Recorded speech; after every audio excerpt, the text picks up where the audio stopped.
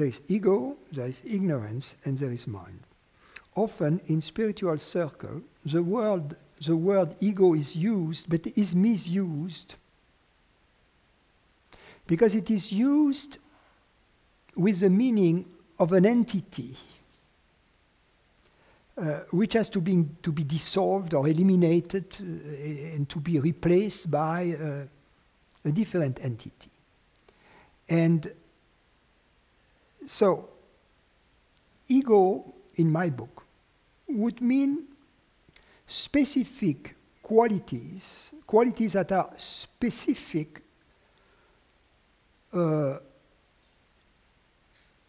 or to a given body-mind.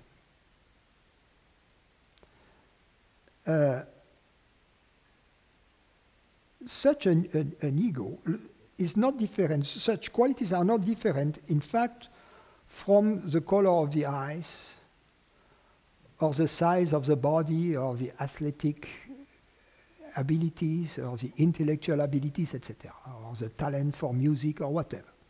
So, in other words, there is nothing wrong with that.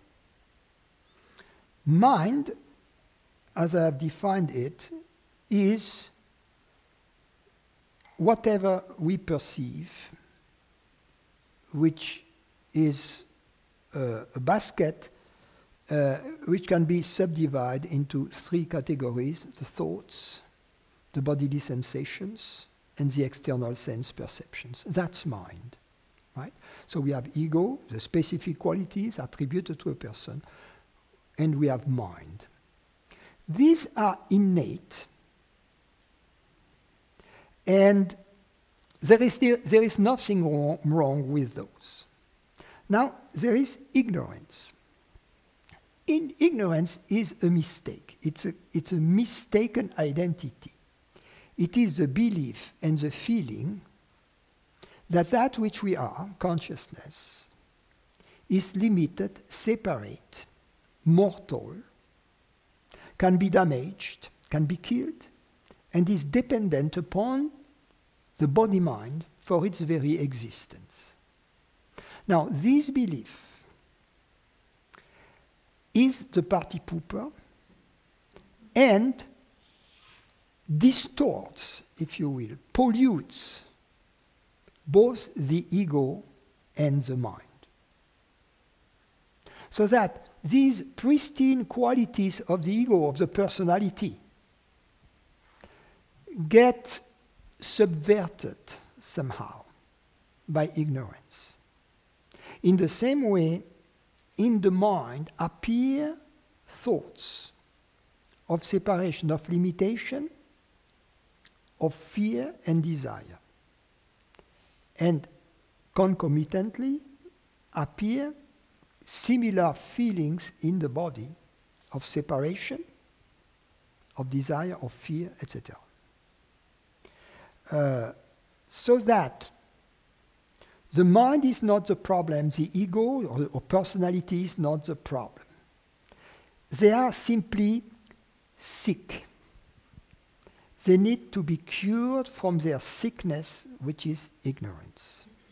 They need to be liberated from this parasite. So ignorance is a belief, ultimately. And it is a belief that we have chosen in our freedom, because we wanted to play this game. Not unlike children who play cops and robbers, and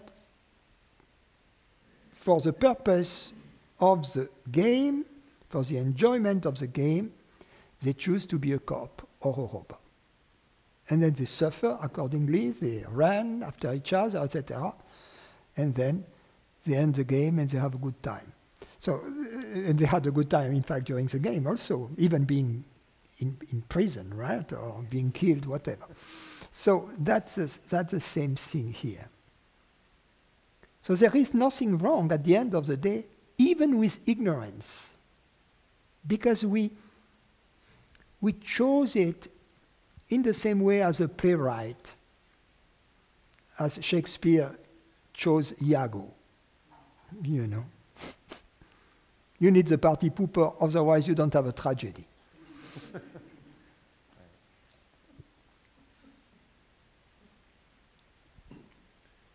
So this idea of the ego and the mind being tools, do you have any thoughts or comments about that? And But tools are beautiful. Tools are beautiful. You see, they are useful. right. When you need them, you take them out of the toolbox, you use them, then you put them back. It's like a musical instrument. When you need to play, you take your instrument, you play it, then you put it back. You are not the instrument. Correct. And I guess what I'm asking is that, you know, what would be the most, for lack of a better word, enlightened use for the ego and the mind, or, you know, what's the best use for them as tools? When ignorance is out of the way, this use defines itself from moment to moment. You know, it's like, if you ask me, what's the best use of a wrench? Well, it depends. If I have a leak on my drain line, I ask Bill to come and I tell Bill.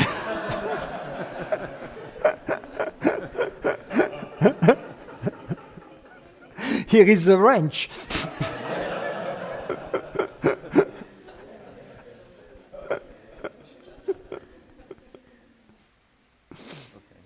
In other words, the use of the wrench is defined by the events in life. You know, life has a life of its own. And correct. And yet, I wouldn't use a wrench to unscrew a screw from a light socket or whatever. So there is inappropriate use of the tools. And I guess maybe that's kind of what... But the inappropriate use of the tools is when, that's very true, but that's when you use them if we use this metaphor, we keep this metaphor, is when you use the tools of the mind under the dominion, under the dictatorship of ignorance. That's when ignorance subverts the use of the mind. Okay, that makes sense. Just as it subverts the beautiful innate qualities of a given being. Some people, for instance, are very quick, you know? They are very quick. That's part of their quality. Other people are very calm, very relaxed. So that is both, that can be both a beautiful feature or also some nasty thing. For instance, one who is quick may have a very low boiling point, you know, under the spell of ignorance can get easily out of himself or herself. Whereas when he's free from ignorance, it will turn into being quick in answering or finding a funny thing to say, you know.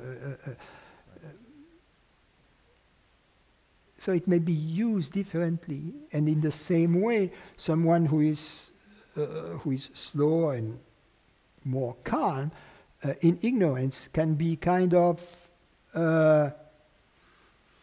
lethargic, you know, lazy. Whereas in wisdom, he will be just calm and still. And so the same innate quality, when ignorance is out of the way, shines. You know, the alchemist would say, gets transmuted. The purpose of the alchemist is to transmute the vile metal into gold. That's the meaning. There is a transmutation that takes place of the ego, if you will, in that sense, which is of the body-mind with its specificity. And as such, we are all different as body-minds, and just as there are different instruments in an orchestra, each contributing to the beauty, to the harmony of the symphony.